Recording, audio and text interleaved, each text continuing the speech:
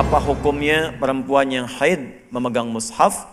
Ma hukmu al-haid fi at-ta'amuli ma'a al-mushaf? Hukmu al-haid fi at-ta'amul ma'a al-mushaf, qira'atiha aw lamsiha aw ma ashbaha lidhalik. Alhamdulillah wassalatu wassalamu ala khairi khalqihi Rasulillah sallallahu alaihi wasallam. Yaqulu Allah Ta'ala: لا يمسه إلا المطهرون. قال العلماء بأنه لا يجوز للحائض مس المصحف أو القراءة في المصحف، ولكن المسألة فيها تفصيل. قال العلماء بأنه إذا كانت مدة الحيض قليلة بحيث أن الحافظة للقرآن الكريم لا تستطيع أن تنس، لا بأس، لا تمس المصحف. لكن إذا زادت مدة الحيض وتخاف النسيان فحينها يجوز للحائض أن تمس المصحف بحائل وتقرأ القرآن الكريم. هذه هي الإجابة مختصرة، والله أعلى وأعلم. أما حكم الحائض في دخول المسجد، أجمع العلماء على أنه لا يجوز للحائض دخول المسجد إلا لضرورة، والضرورة تقدر بقدرها، والله أعلى وأعلم.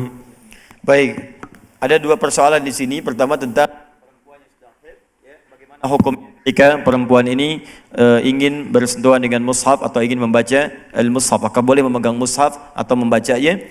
Kata beliau, kembali kepada ayat di firman Allah Subhanahu wa taala, la yamassuhu illal mutahharun. Tidak diperkenankan kemudian menyentuh mushaf Al-Qur'an kecuali orang-orang yang disucikan atau hamba-hamba yang disucikan. Dalam konteks ini punya suci, ya, dalam keadaan yang suci. Suci dipahami dengan dua hal. Bisa dipahami dengan wudu, ya, karena wudu disebut juga dengan taharah. Bisa dipahami suci terbebas dari hadas atau penyakit-penyakit yang tidak memperkenankan bersentuhan dengan ibadah. Seperti kalau di perempuan haid.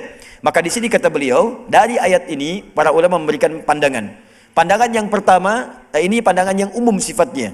Jika ada perempuan yang sedang haid, maka berdasarkan ayat ini, maka tidak diperkenankan dia bersentuhan dengan mushaf. Dan detil dari larangan ini dibagi kepada dua bagian.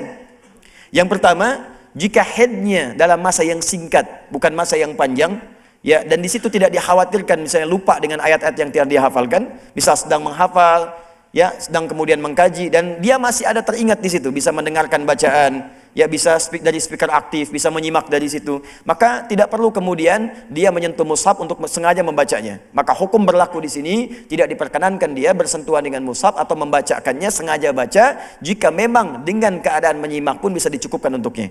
Tapi jika ada darurat yang sangat untuk dia, misal dalam keadaan dia khawatir lupa dengan hafalannya, tidak dicukupkan dengan menyimak saja. Tidak ada perangkat untuk menyimak. Dalam keadaan speaker aktif tidak ada, di tempat yang tidak bisa mendengar Quran, tapi dia punya mushaf dan dia khawatir kalau tidak mengulang dari kebiasaannya dia bisa lupa. Maka dalam konteks ini sebagian ulama memperbolehkan dengan catatan tadi, dengan syarat untuk menguatkan hafalannya saja. Dalam hal ini konteks belajar. Sama dengan akhwat yang sedang mengajar misalnya, ya.